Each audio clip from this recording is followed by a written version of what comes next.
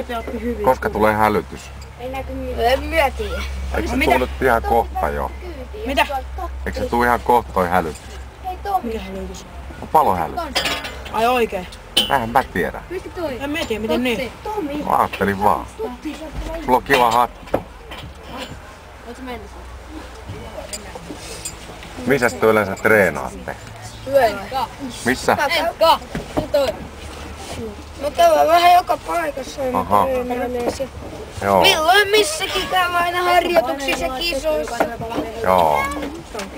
Käydään aina. Mites te ootte menestyneet? Ihan hyvin. Siinä tarvittiin vaan käydä.